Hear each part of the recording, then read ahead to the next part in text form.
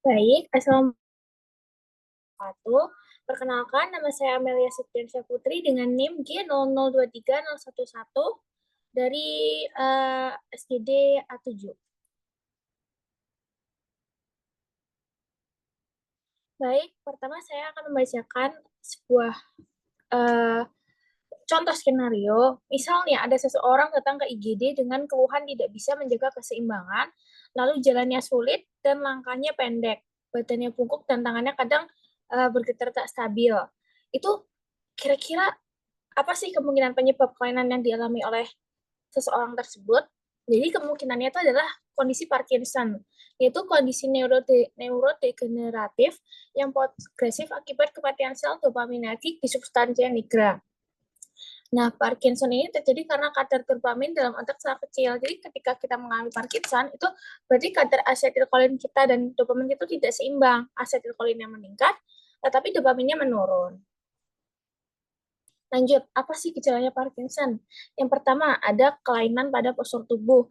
Seperti tadi, si pasien tersebut tuh mengalami kelainan badannya bungkuk. Terus ada kehilangan indera penciuman atau anosmia. Selanjutnya akan ada ekspresi wajah yang berkurang, keseimbangan tubuh terganggu seperti tadi ciri-ciri yang dialami oleh pasien, yaitu apa tadi, sulit menjaga, tidak bisa menjaga keseimbangan, terus kehilangan melambat, gerakan melambat dan hilangnya refleks, kemudian ada tremor atau terasa kaku sama kejang atau kram. Nah, biasanya kalau kita terkena Parkinson ini, kita bakal ada kayak terapi dengan L-Dopa gitu.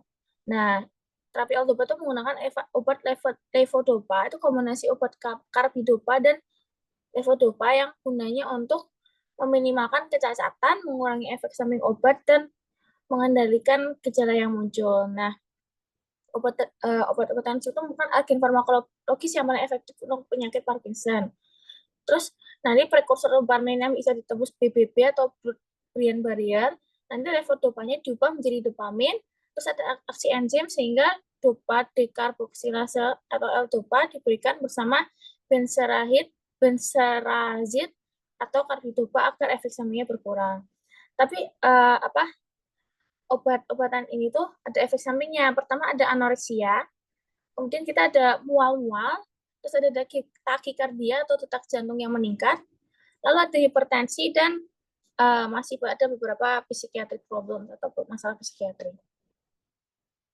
Nah, di mana letak anatomi dari kelainan tersebut? Jadi letak anatomi yang memiliki kelainan itu adalah midbrain, lokasinya tepatnya di substansia nigra. Lanjut, selanjutnya saya akan menjelaskan tentang anatomi pons, medula oblongata, dan cerebellum. Pertama, saya akan membahas pons. Nah, pons ini tuh ada di yang saya lingkari warna biru ini ya. Nih. Jadi ada beberapa nervus kranial yang keluar dari pons. Yang pertama ada nervus 4 atau nervus trochlearis, ada nervus 5, nervus trigeminus, terus ada nervus 7 atau nervus facialis, sama nervus 8, nervus vestibularis.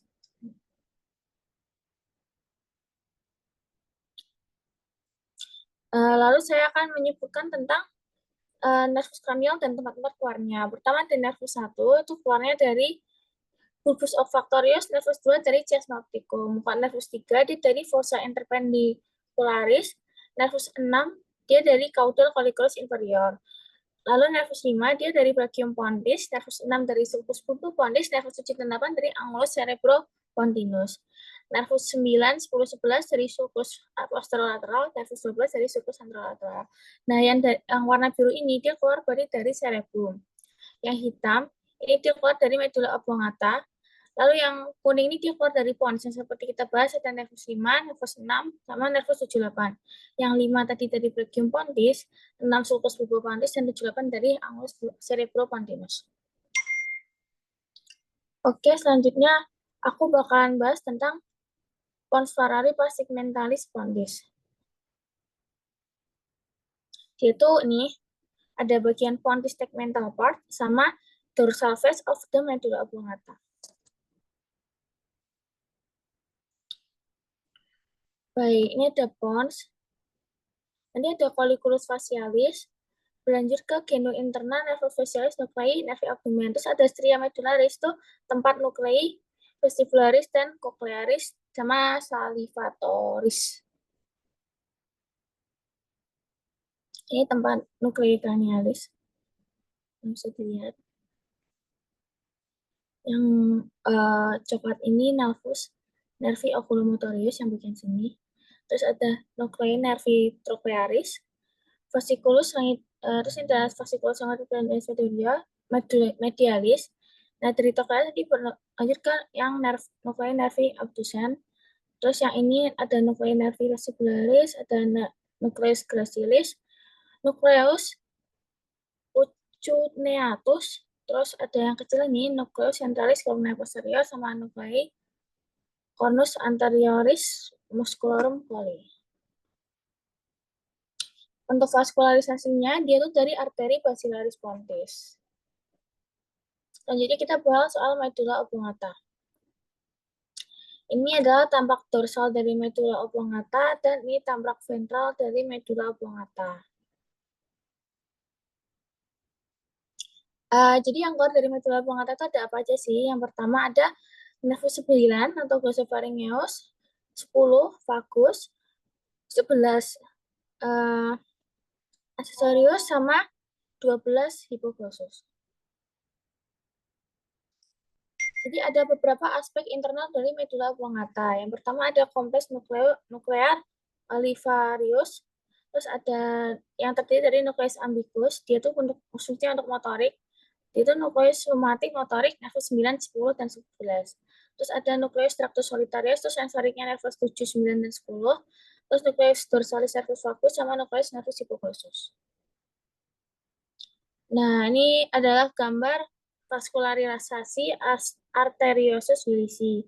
Ini ada arteri komunikans anterior, nanti ada karotis interna, ophthalmica, cerebri media, ada cerebri posterior juga, ada karotis interna, komunikans posterior juga, ada menia media, basilaris, labirin, menia posterior, superior cerebri, inferior anterior cerebri, vertebrae, sama interior posterior cerebri.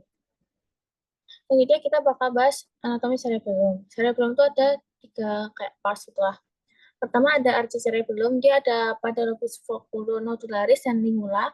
Dia itu mengandung nukleus fastigius untuk keseimbangan. Jadi kalau buat keseimbangan itu ada nukleus fastigius di archi cerebellum.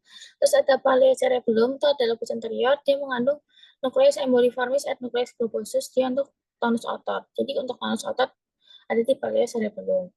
Lalu ada neocerebellum, dia dapat lobus posterior, dia mengandung nukleus dentatus, dia untuk kemampuan gerakan terampil dan koordinasi dengan cerebrum.